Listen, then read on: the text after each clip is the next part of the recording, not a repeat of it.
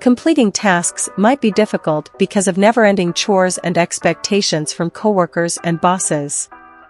Your to-do list is never-ending, and as it becomes longer, it seems as if there is never enough time to get everything done. Productivity tips might come across as gimmicky and, at most, mediocrely useful. But what if there was a time management technique that might enable you to finish your to-do list, fulfill other people's expectations, and improve your sense of productivity and equilibrium at the same time? The Pomodoro Technique may be used in this situation. This well-known time management technique may aid in improved task planning, distraction avoidance, and job completion. Additionally, it doesn't call for cramming extra work into your day or working overtime.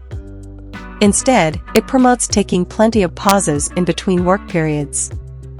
Its simplicity of usage is perhaps one of its finest features. The Pomodoro Technique is what? Francesco Cirillo developed the Pomodoro Technique as a productivity or time management technique in the early 1990s.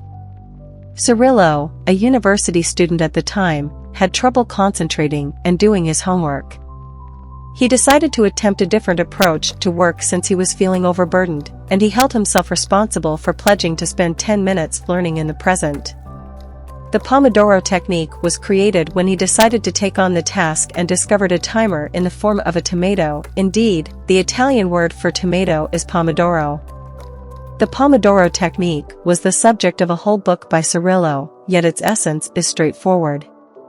The approach promotes working in reasonable pieces for brief periods of time, with breaks in between. With this approach, you work in 25-minute periods with 5-minute rests in between. You take a longer break for 15 to 20 minutes every 4 or 5 Pomodoros. Think of them as work sessions. The Pomodoro Technique, an introduction.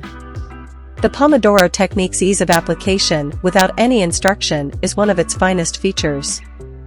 These instructions may differ significantly depending on who you ask. But the method's ability to be customized is one of its finest features.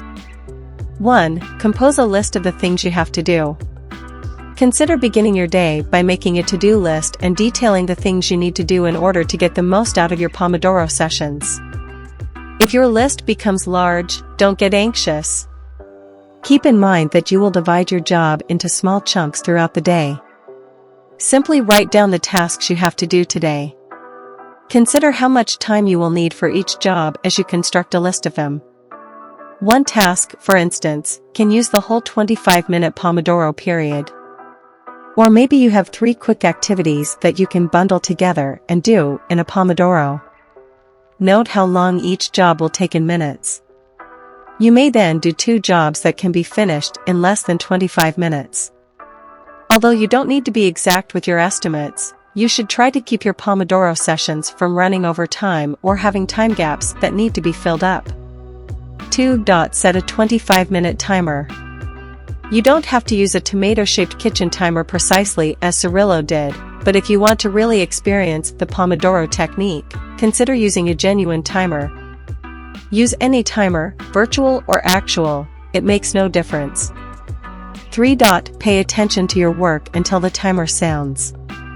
The challenging aspect is this. Once the timer goes off, you must spend the next 25 minutes working on the activity, or tasks, you've selected without being distracted by anything that could cause you to lose focus. It may take some effort to master this stage since avoiding distractions is no simple task. If at all feasible, let others know when you're employing the Pomodoro Technique. Interruptions and outside distractions may be lessened as a result. If you have free time during a Pomodoro and are unsure what to focus on, Cirillo recommends taking advantage of the opportunity for overlearning until the timer goes off. Use the time to polish and organize your work, think back on the tasks you performed, or make a note of what you learn. Use the 25 minutes as effectively as you can, and if at all feasible, delay the start of your break. 4. Take a 5-minute break to unwind. You succeeded. The allotted time has passed, so take a rest for around 5 minutes.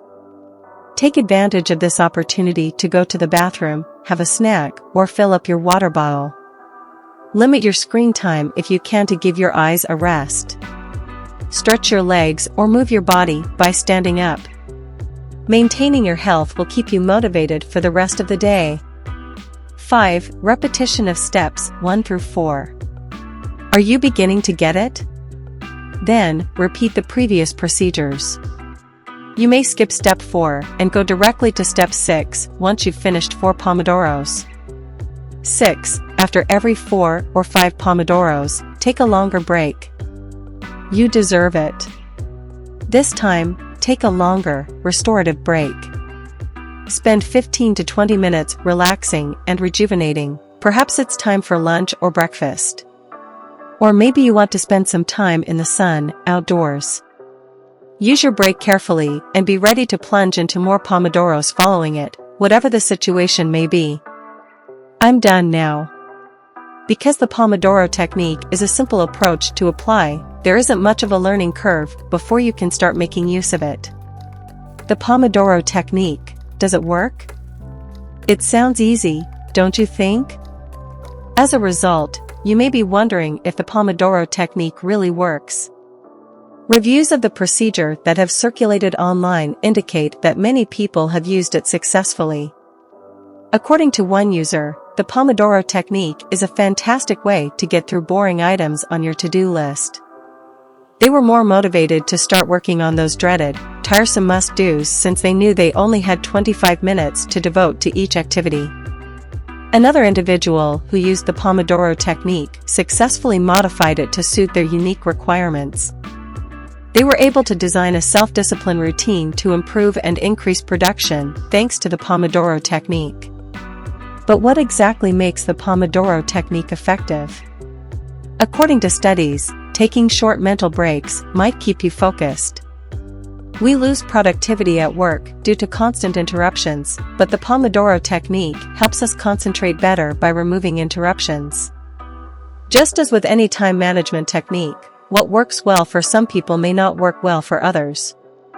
Try the Pomodoro technique and adjust it to your own requirements to make sure it works best for you. Don't forget to like, comment, and subscribe to this channel for more useful and fascinating topics.